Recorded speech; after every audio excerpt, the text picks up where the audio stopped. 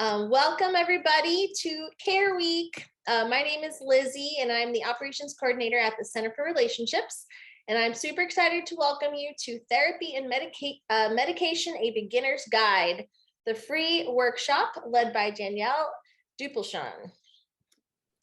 And for those of you who are not familiar with us, the Center for Relationships is a community counseling and outreach center based in Austin, Texas, and growing throughout all of Texas. Most recently, we focus on relationship therapy, relationship education, provide mental health services to pretty much everybody, individuals, couples, groups, families, and we provide educational resources just like this webinar. It's our second year of taking Care Week fully virtual and the second year of taking Care Week fully virtual and the 8th year of Care Week in general. And we love being able to reach people outside of our home base. At the end of our presentation, we're going to learn more about how to reach Danielle or someone else at the Center for Relationships. And now I'm going to give you over to Danielle. Thank you, Lizzie. Yeah. Hello, everyone. My name is Danielle, and I am a graduate student intern or associate at the Center for Relationships. And I am super excited to be here with you today to kind of go over some of my passions, therapy and medication, just a beginner's guide to entering into the mental health field. Just a quick disclaimer. The purpose of this presentation is to give you a foundation of information that helps you make an informed decision about your need or potential need for mental health care. And it's in no way intended to replace speaking with a healthcare provider or professional in your local area, but to encourage you and empower you to do so. So this will just kind of be an educational time. And if at any point you have any questions, please put them in the chat and I will be monitoring that as well as Lizzie. And yeah, I really just want this to be a time that we can grow and learn and really break down some of the stigma that surrounds mental health care. So my goals for our time together, really when we think about like psychiatric treatment, they can be clear as mud. So there's therapy, there's medication, there's all kinds of different things. So I really hope to, one, reduce the stigma around seeking treatment. I would like to kind of share a few different modalities of therapy and give you guidance on how to choose one that's best for you, if you deem it necessary and appropriate, and give a brief overview of different medication classes and their purposes, and to provide questions to ask a potential therapist or psychiatrist when getting started, just to kind of make sure that you guys are a good fit for each other and that your needs are met. So I'm an associate here, but by training, I'm a nurse. And right now I'm in a nurse practitioner program. And I am going to be, when I graduate, a PMHNP. What in the heck is that? Other than alphabet soup, that'll be behind my name. So I will be a psychiatric mental health nurse practitioner. And as a nurse practitioner, I will be licensed to evaluate, assess, and diagnose psychiatric disorders and substance use disorders. And I can manage psychiatric treatment and prescribe psychiatric medications. Excuse me. And I can also provide therapy. I put an asterisk there by therapy because while nurse practitioners or PMHNPs are licensed to provide therapy, our training is not as substantial as that of a therapist or a counselor or someone who like a licensed social worker or a psychologist. But we can go back to, kind of do more schooling and get more therapy hours and training in therapy if that's something that we desire. So let's keep moving. One of the first things I would like to do is just kind of counter stigma and normalize mental health. And if you'd like to put in the chat box, like, what are some of the things that make seeking out mental health difficult? What are some of your thoughts there?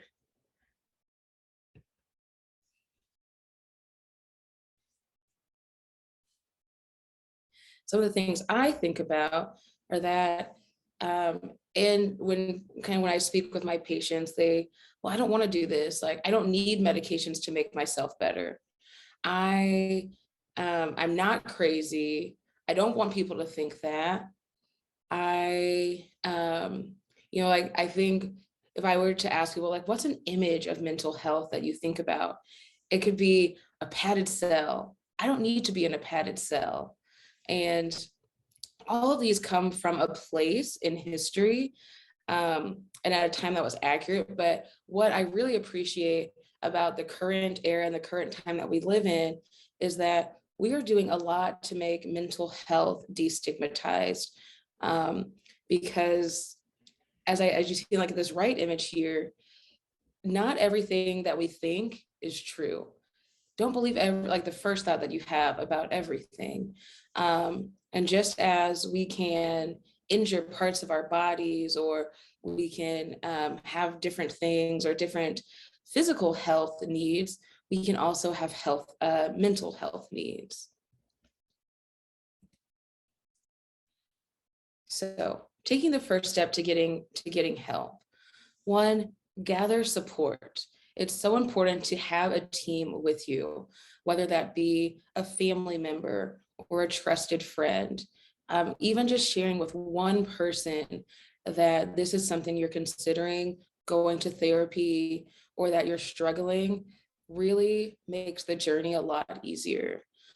Other parts of the very first steps are researching and finding a therapist or a psychiatrist in your community.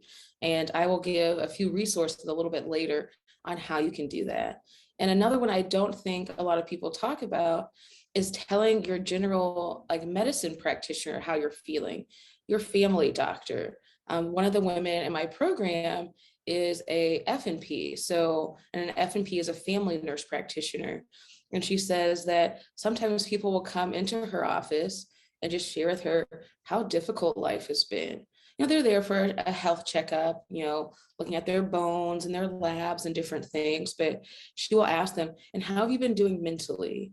So even that is a step when you go in to get a checkup, to just kind of mention to your general practitioner that I'm having some hard times, and asking them for some advice or some recommendations or referrals. And the last step that you can take, or first step, is to make a call. After you've done some research or found someone, make the call.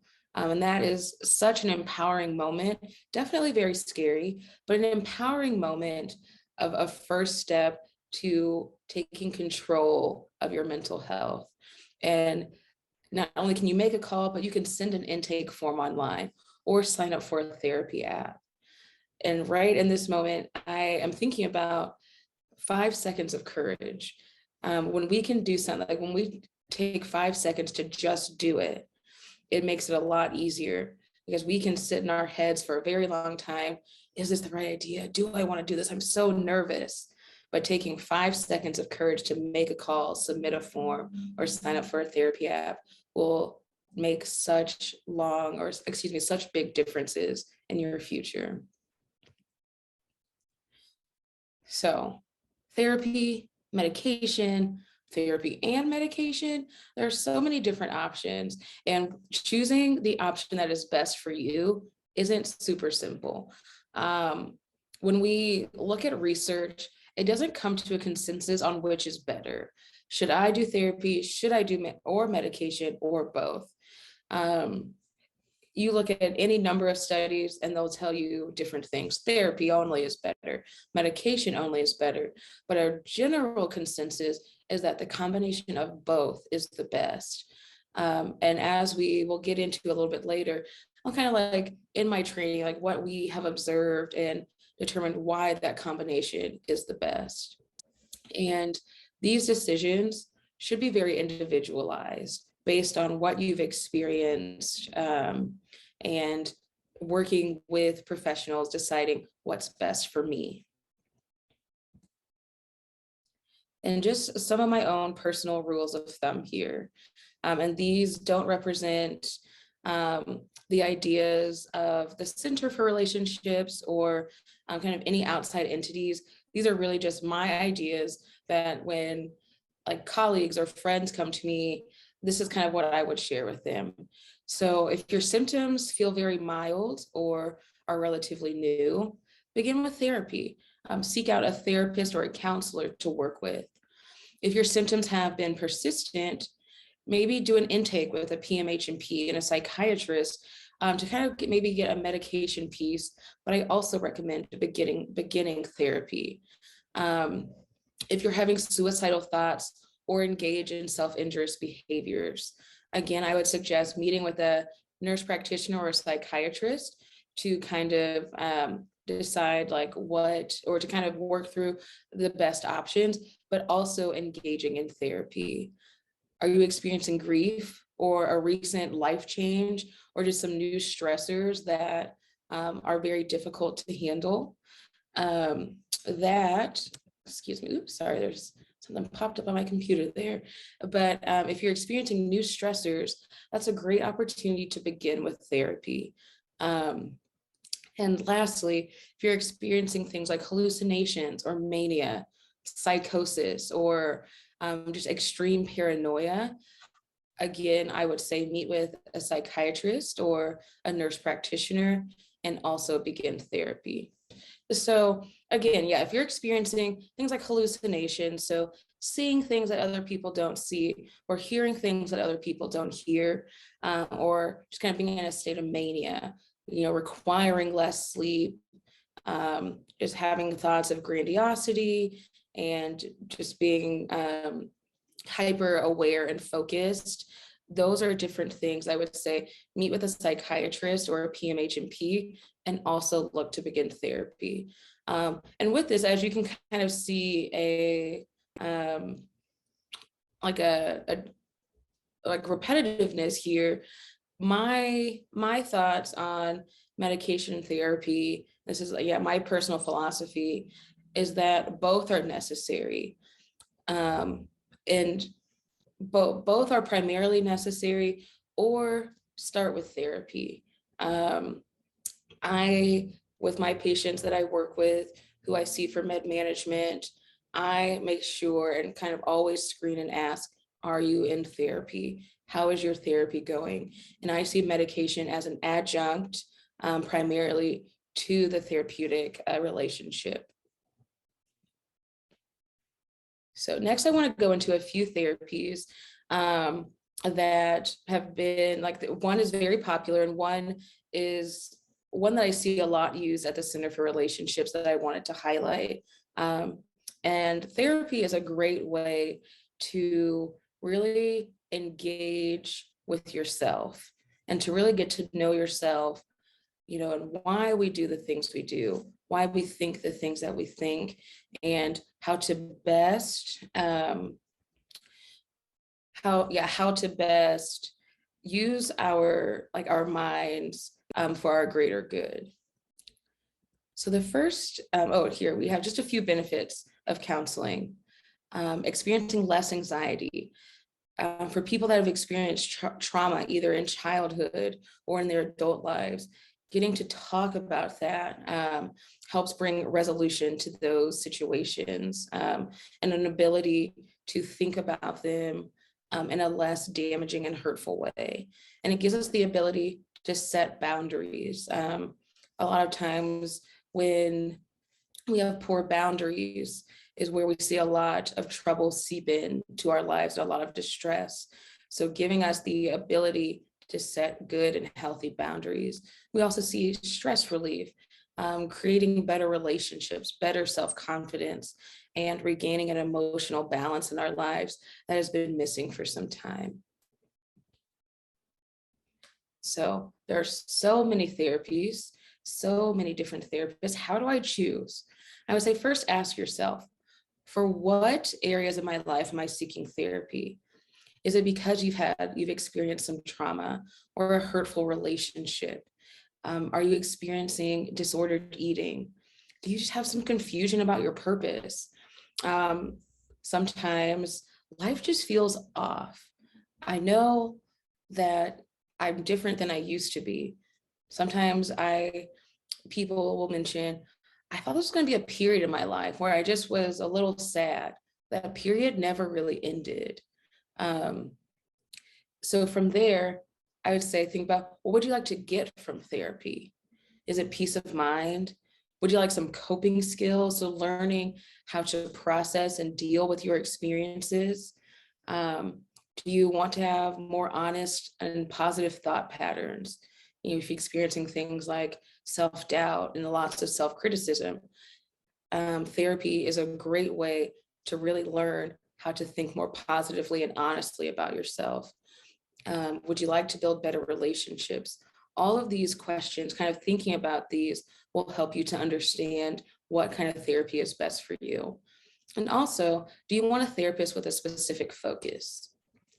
So we can see, like, one of my patients that I saw for about a month or so, she wanted to work with, she was a part of the deaf community, even though she was a person, like she was a hearing person.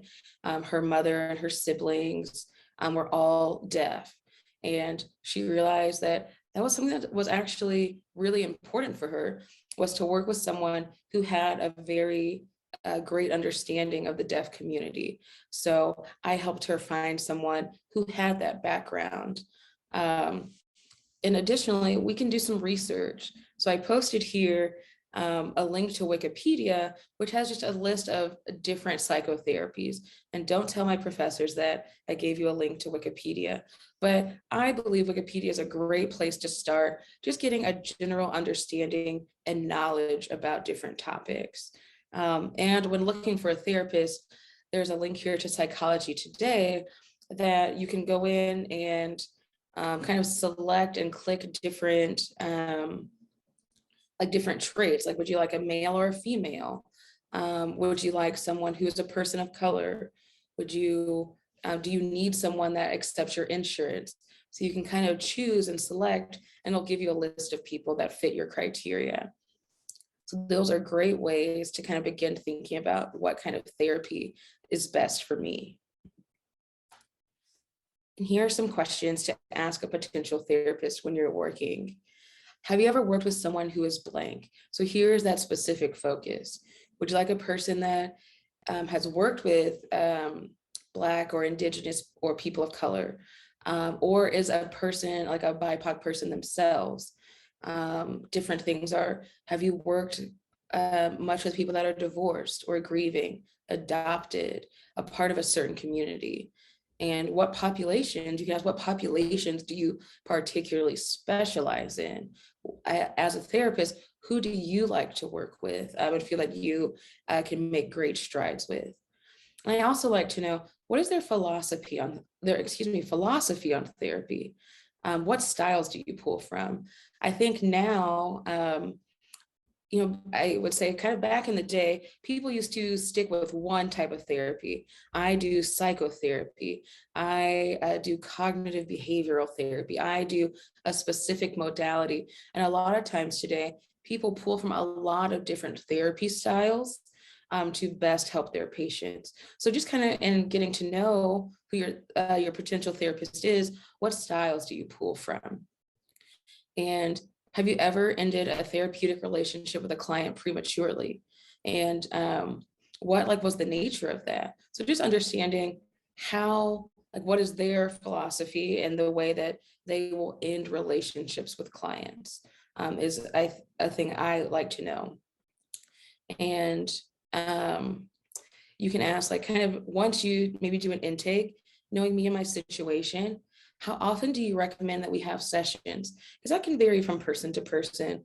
And based on the therapist's philosophy, they might recommend once a week, maybe once or twice a week. So once a therapist kind of gets to know you, assessing how often they would like to meet with you, and if that works for your schedule and your therapeutic goals. And another question that I think is very important is, how often do you collaborate with PMHNPs or psychiatrists? And as we get to the other section of questions to ask a potential psychiatrist or nurse practitioner, I also ask, how often do you collaborate with a therapist or a counselor? Because I think this is a very important way to have interprofessional communication and really tailor and make sure that you as a client are getting the most patient-centered care, and knowing if your practitioner is open to discussing your case with others is very important. And yeah, that's just a very important question. And the last question I have here is, do you think that you can help me? And I put this here because as someone potentially beginning therapy or just kind of starting their mental health journey, it's a very isolating place to be. I think there's a lot of nervousness, a lot of things to be scared about. And when I ask this question, it's not that I don't think that therapists can help you, but I use it as a way, when people ask me this question, it gives me the opportunity to say yes, that what you are experiencing, yes, is nerve-wracking and a little scary, but you can be helped. That there is help that is available to you, and kind of in engaging in this journey that we can see your mental health grow in leaps and bounds, and the therapeutic goals and the things that you want to accomplish can be accomplished. So I think that just asking this question is an opportunity to kind of gain some hope and some encouragement about your journey. So the first therapy I want to focus on is cognitive behavioral therapy, also known as CBT. And CBT is a therapy that's based on the intersection of thoughts, feelings, and actions. And sometimes the way that these intersect, we can have negative thoughts that spin in a vicious cycle.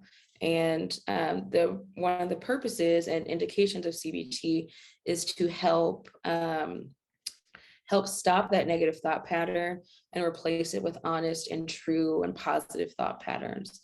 So CBT works really well for people who experience anxiety or depression. If you have bouts of, panic and phobias, if you experience anger and addictions, CBT is a great therapy to kind of work through some of those things. And the way that CBT does that is through journaling and desensitization when it comes to phobias. And the one here in the corner, cognitive distortion examination, I think is very important, and it is one thing that I use and like to pool when I work with clients, because negative thoughts can be very pervasive. I'm not worthy. I am unattractive. I'm not worth living. No one likes me. All of these things are negative thoughts that are very false. But when we think them over and over again, they can feel very real and very true. So cognitive behavioral therapy is very much based in rationality and finding, why do you believe this, and what are the things that counter these thoughts, and gives us the opportunity to rationally stop and look at those thoughts and replace them with something that is more true. Other things that cognitive behavioral therapy will use are goal setting to kind of get clients on a path of really working towards their goals and achieving the things that they want to achieve in therapy. The next therapy that we have is internal family systems. And this one I learned about when I began my internship with the Center for Relationships. And I very much like the idea that is behind this. And the core thought of internal family systems is that within ourselves exist many parts that make up very basically a family. So we have our core self, who's who we are as an adult. And one part of us is the exile, which is kind of some of our thoughts and feelings that we tend to try to avoid, our trauma and our hurt. So these are the parts of ourselves that we exile. And that kind of stems back to a lot of times childhood or our teenage years. And we also, another part that we have are the managers. So a manager can be an inner critic, or someone that is a workaholic, or the workaholic piece of us, or an angry protector. So the role of the manager in ourself is that we don't like to feel the pain of our exiles. So the manager will manage and aggressively plan and try to have a tight grip on their life so that they don't experience that pain of the exile. Another portion or component is the firefighter. And firefighters put out fires. So when you are triggered and you begin to experience that trauma or the pain that you don't want to experience, it's using things like substances or self-harm, suicidal ideation that can help manage and fight those feelings.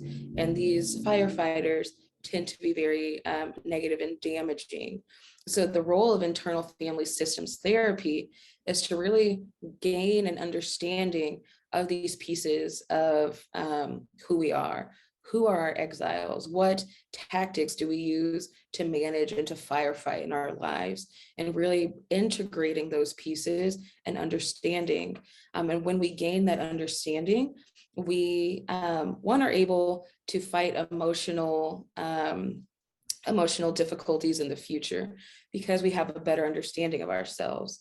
And it gives us the opportunity to be compassionate with ourselves, to better love ourselves when we understand the trauma that we've experienced and the ways that we manage, we can be kinder.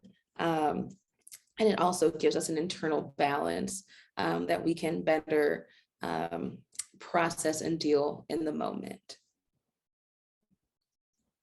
The next step that I like to talk about is medication. So we've come to our basis of different therapies, how to begin a therapeutic relationship, how to discern like what we'd like in a counseling or a therapeutic relationship.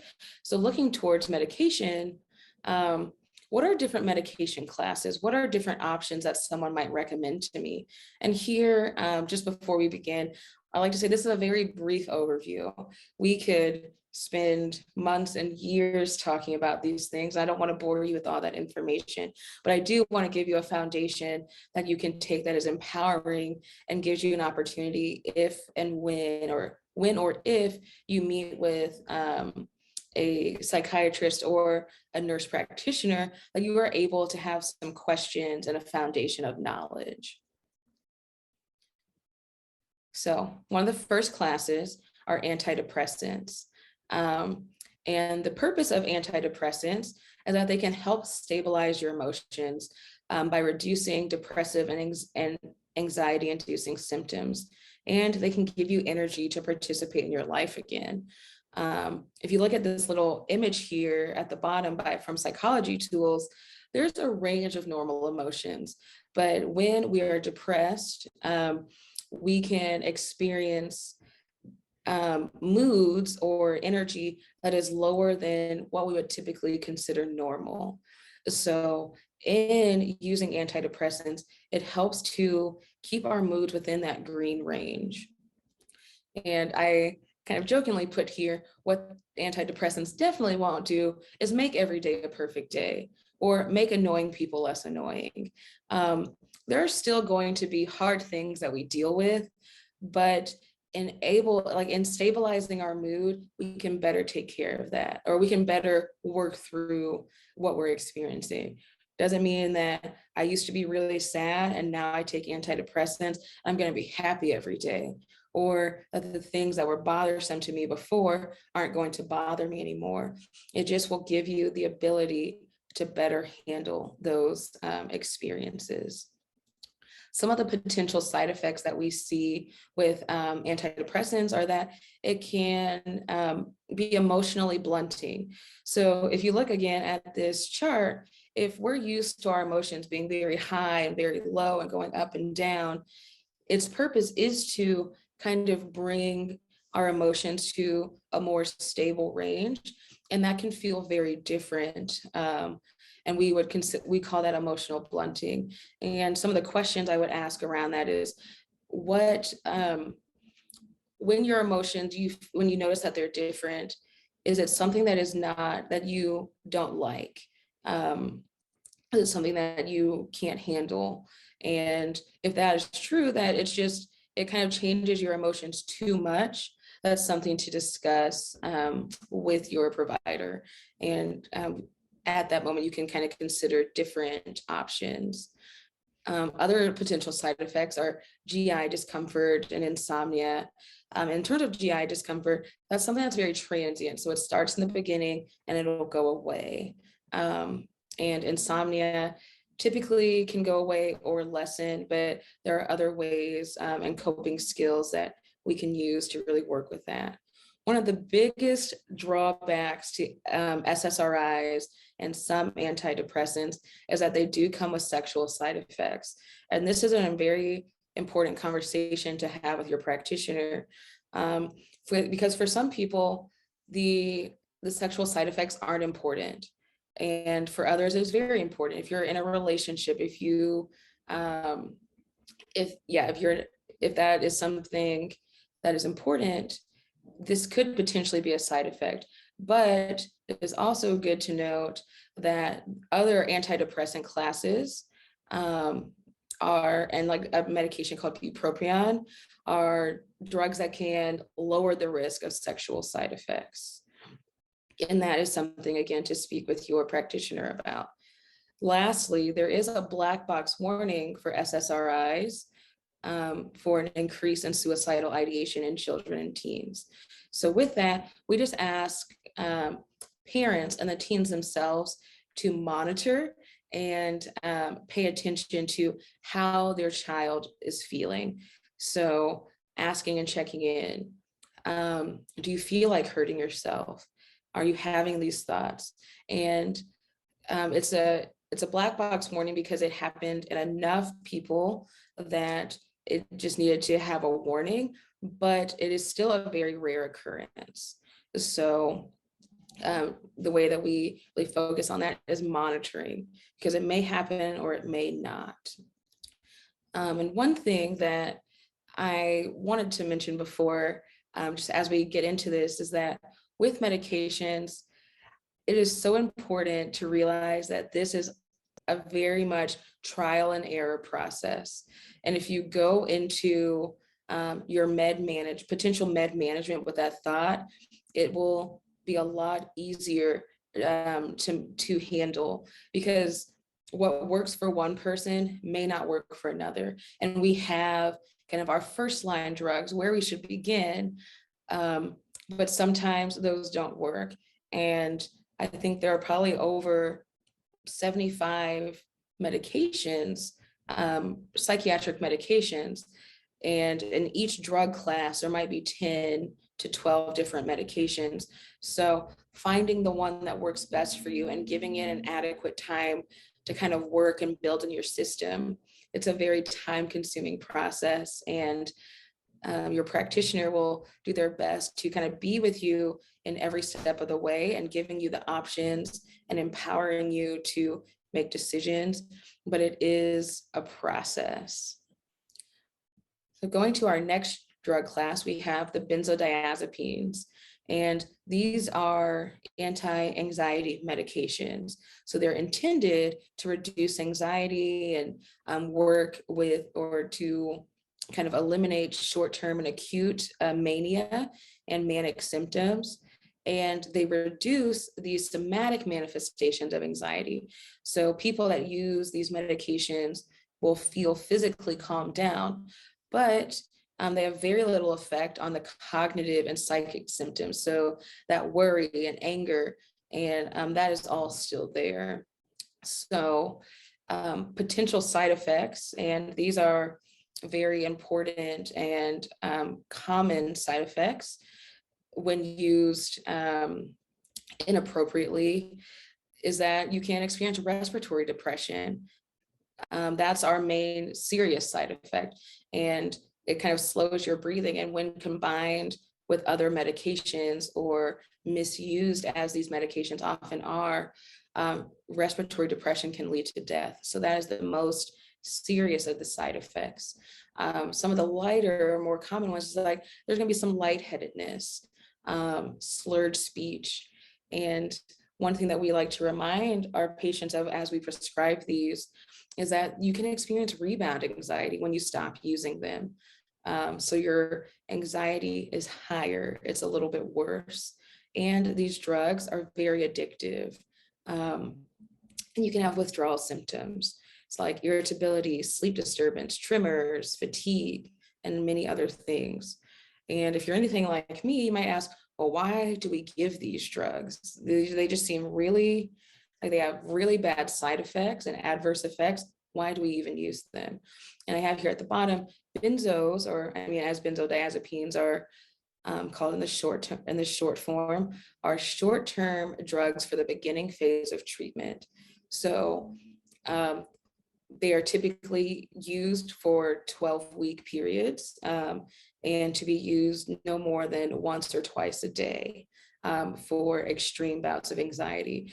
So when we kind of begin these help us take this constant state of anxiety that we're feeling and really just begin to bring it down as we get other medications on board. So a lot of times for anxiety, we use SSRIs or antidepressants, but those take weeks to for them to take their effect.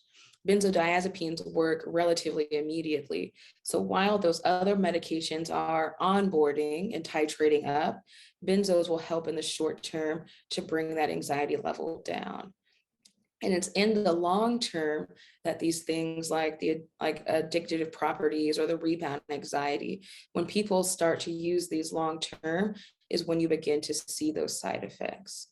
So it's very important, if you ever begin to take a benzodiazepine, or if you're taking one now, that as you use it, you use the lowest possible dose to manage your symptoms. And when you, if you ever start to titrate off of these, to go low and slow. So that's where you're going to decrease your dose very, very slowly, and by a small amount, so that your body can slowly let the medication leave its system. Another drug that I think probably even in its title gives a great amount of stigma are antipsychotics. And I'm going to focus here on the second generation because these are some of our better antipsychotics. And they are used to eliminate and reduce hallucinations. So that's seeing things that other people don't see and hearing things that other people don't hear. And they help to reduce agitation. And they're used in the maintenance of bipolar disorder and schizophrenia. So things that your psychiatrist should be checking regularly are your lab work and looking at abnormal movement, because one of the side effects of these drugs are that you can have metabolic changes. So your cholesterol numbers can increase, your lipids, your blood sugar, all of these things increase, and that leads to weight gain. So your psychiatrist should be checking in on these. And these drugs can cause abnormal movement. So extrapyramidal symptoms. So like we'll see some tremoring or some shaking. So we need to do lab work to make sure that these numbers are low and that these things aren't happening. And as kind of scary or worrisome as these names are, these are very good drugs for people that need them. And my hope is that as a practitioner, I can help to make people feel comfortable taking these medications if necessary, so that they can manage these symptoms and help them live to their fullest potential. And we have mood stabilizers. Mood stabilizers help to reduce suicidal ideation and manage bipolar depression and OCD or eating disorders. So these medications, like that first chart where you have all of these different emotional feelings. It also kind of brings those feelings down to a normal level. And the big side effects that we look for here tend to come from two of our mood stabilizers, lithium and lamictal. With lithium, you can see hand tremors and ataxia. It's important to, when taking this, to keep hydrated. So if you know that if you or anyone you know is taking lithium and they're going to be out in the sun, that's making sure you pack Gatorade to give them. And we need to keep our salt intake consistent, because that is one of the ways that this drug can cause side effects. And with lamictal, we'll see a rare but life-threatening rash that can appear on the body. So when you're beginning, if anyone begins to take these medications, just to kind of pay attention for a rash, or making sure to stay hydrated with lithium. And here I have questions to ask a psychiatrist or a PMHNP. What's your philosophy on prescribing meds and therapy? So there are very different philosophies that practitioners can have when prescribing meds. Some people are very cautious. They only want to prescribe meds, fewer meds to kind of treat symptoms. Some practitioners will kind of do a host of meds, like to just kind of give lots of things to work on a problem. And it's important that you find a practitioner that kind of meets your needs. And if being on fewer medications for shorter times is important to you, asking a practitioner to know what their thoughts on prescribing are. And how often, again, here's that question, how often do you collaborate with therapists or counselors? For me, that's something, as I go into my own practice, I think is going to be very important, because it's important for my patients to be in therapy as well, because medication is great in the short term, but it's those coping skills and the processing and the resolution that comes in therapy that's going to take you very long ways in life. So while I see my role as to give medications in the here and now to help really manage those symptoms, it's the therapy aspect that's going to help my patients meet their lifelong and long-term goals. Other questions about kind of specific medications. Why are you choosing this medication over another? As I said, there are 70 different medications. Why this one over another for me specifically is a great way to kind of understand the thought process and rationale. And what are the side effects? How long until I can expect something to start happening? Some medications work very quickly. Some take a lot of time. Some take longer amounts of time. And if it is something that takes a long time, it's good to know that I shouldn't expect to feel anything different right away. But if I give it time, I will notice a difference. And so like, what if I don't think this is working for me? Is there anything I should or shouldn't do while taking this medication? Some medications you shouldn't drink with. Some medications like like lithium, we need to make sure we're drinking lots of water and staying hydrated. So is there anything that I need to know while taking this medication? And I think one of the most important questions that I receive is, if I start taking medication, will I have to take it forever? Or how long will I be taking this medication? And I think a lot of patients are relieved to hear that they don't have to take medication forever. Sometimes that may be the case for certain patients, but for a good amount of patients, once you get out of that initial stressful period or anxiety, depressive state, there is the opportunity and the potential to titrate off of medication. And that is a conversation, again, to have with your practitioner.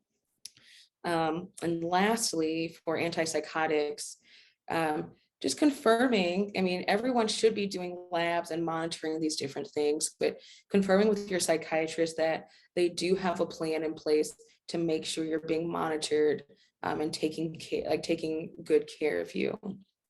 And again, the very last question, do you think that you can help me? And my answer to this is a resounding yes, that I, with all of my patients, know that we can get them to a better quality of life than where they currently find themselves, with help and with time, and with patience. These processes do take a lot of patience, and that's one thing I let my clients know from the beginning, that if you work with me, we can get you to a better place, and it just will take some time. Okay. Lastly, just here are some resources. If you're thinking about therapy, 2 great books to read are Maybe You Should Talk to Someone, We Are Never Meeting in Real Life. And these are great books that are accessible and for laymen, and it's not too overly filled with jargon, but 2 experiences from people. One, Samantha Irby's experience with beginning therapy, and Lori Gottlieb's experience of being a therapist and also going to therapy. So those are great novels to read. And I also included Child and Adolescent Psychopharmacology if you're interested about medications, and it's made simple. And I really, really appreciate this book, and I actually have it sitting right here. It's a great way to understand medications. And it comes from a child adolescent perspective, but the themes are applicable to adults as well.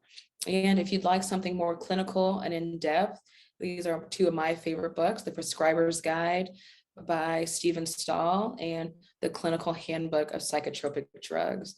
And these go very deeply into medications and and the ways that they work in our body. So with that, here's some references, and thank you for joining me today. And we'll have some question. I have some time for some question and answers if anyone would like or has anything they'd like to ask about. Thank you, Danielle. The book by Lori is one of my favorites. I read that a while back, and yes, so many ding, ding, ding going off. Yes. So very good. I've got some more to put on my list, so definitely helpful. Yeah, do you guys have any questions? Danielle, you were very thorough. I definitely learned a lot. Please ask a question. I know that was a lot, so I want to make sure that you guys have access to this if you'd like. And my email is there, but I just really hope my main takeaway is that kind of in gaining this information and really just learning what questions to ask, that if this is something that you're thinking about doing, or anyone that you may know, that you feel empowered to take those first steps and to really say that 2022 is going to be the year that I really put my mental health first. Very important, especially after these last 2 years that we've had to deal with. No shame at all. Whatever is helpful and works for you. Awesome. Well, it doesn't look like there's any questions, but you know how to reach us. Feel free to send Danielle a message. And awesome. Well, thank you so much, Danielle. And we hope to see everybody again later. Thanks. Bye-bye. Bye.